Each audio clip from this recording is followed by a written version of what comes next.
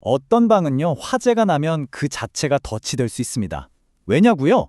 창문이 없어서가 아니고요. 그 창문이 진짜 탈출구가 아니기 때문이에요. 바로 이 보이지 않는 벽, 무창층에 대해서 오늘 한번 제대로 알아보겠습니다.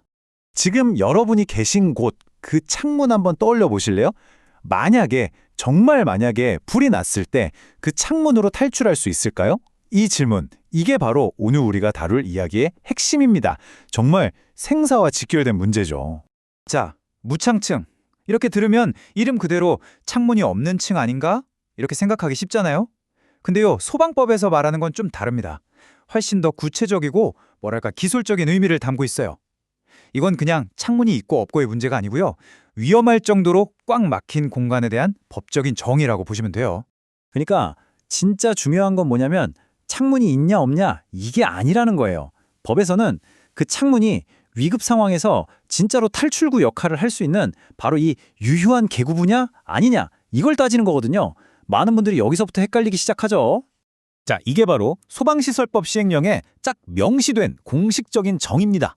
지상에 있는 층 중에서요, 법이 정한 까다로운 기준을 모두 통과한 유효한 계구부 면적을 싹 다 더해봤더니 그 층의 전체 바닥 면적의 30분의 1보다도 작다?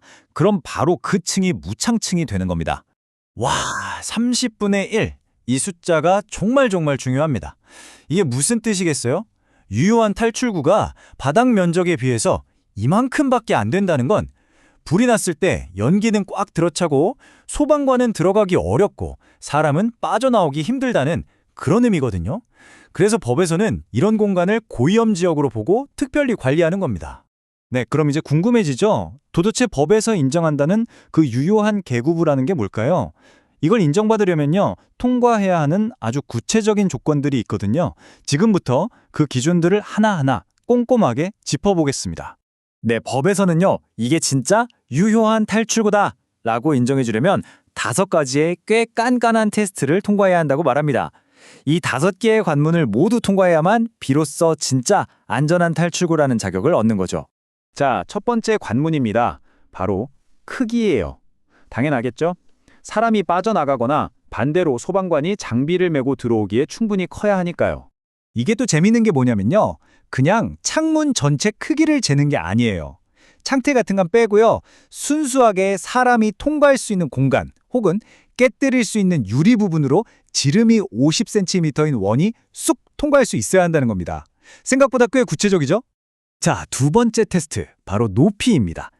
크기만큼이나 중요하죠? 아무리 창이 커도 저 위에 달려 있으면 그야말로 그림의 떡이잖아요. 그래서 이 두 번째 기준은 내부에서 얼마나 쉽게 창문까지 다가갈 수 있느냐, 바로 이걸 봅니다. 기준은 1.2m입니다.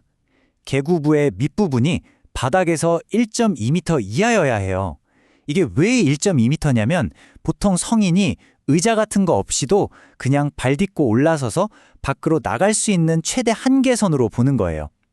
이보다 높으면 위급할 때 탈출하기가 사실상 어렵다고 판단하는 거죠. 세 번째 테스트는 이제 시선을 밖으로 돌려야 합니다. 계구부의 바깥 상황에 대한 건데요. 진짜 어렵게 창문을 넘었는데 거기가 막다른 골목이면 아무 소용 없잖아요.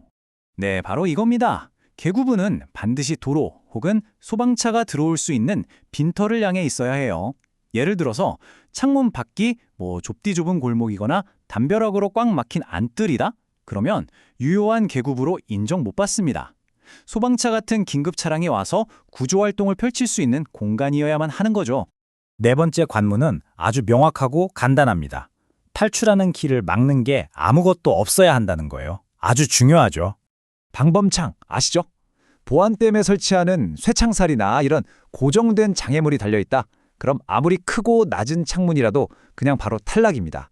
화재 시에는 정말 단 몇 초가 생사를 가르는데 탈출을 조금이라도 지연시키는 어떤 장애물도 허용되지 않는다는 뜻입니다.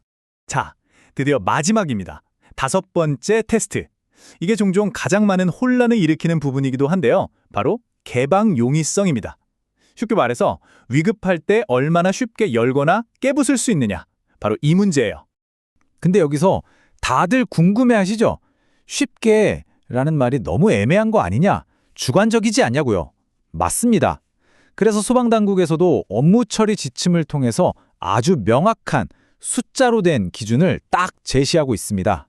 바로 이 기준입니다. 한번 보세요. 일반 유리는 두께가 6mm 이하, 강화 유리는 5mm 이하여야 하고요. 요즘 단열 때문에 많이 쓰는 복층 유리도 마찬가지예요. 각각의 유리가 이 기준을 넘으면 안 됩니다. 이걸 거꾸로 말하면 뭐겠어요? 단열이나 방음 성능을 높이려고 너무 두꺼운 특수유리를 쓰면 오히려 안전 기준에서는 탈락할 수 있다는 뜻이 됩니다. 자, 그럼 이 깐깐한 5가지 테스트를 통과하지 못해서 무창층 판정을 받으면 어떻게 될까요? 이게 무슨 벌칙을 받거나 하는 게 절대 아닙니다. 오히려 반대예요. 더 강력한 안전장치를 의무적으로 갖춰야 하는 우리 생명을 지키기 위한 아주 중요한 신호탄이 되는 겁니다. 보시는 것처럼요, 무창층으로 지정되면 바닥 면적에 따라서 훨씬 더 강화된 소방시설을 의무적으로 설치해야만 합니다. 예를 들어서 1000제곱미터가 넘어가면 자동으로 물을 뿜어서 불을 끄는 스프링클러, 그리고 유독가스를 밖으로 빼주는 제연 설비가 필수가 되고요. 450제곱미터만 넘어도 정전됐을 때 대피로를 밝혀줄 비상조명 등이 꼭 있어야 해요.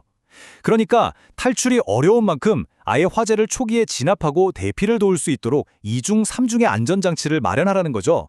자, 지금까지 알아본 내용이 조금 복잡하게 느껴지실 수도 있는데요. 그래서 여러분이 지금 바로 활용하실 수 있도록 아주 간단한 체크리스트로 딱 정리해드리겠습니다.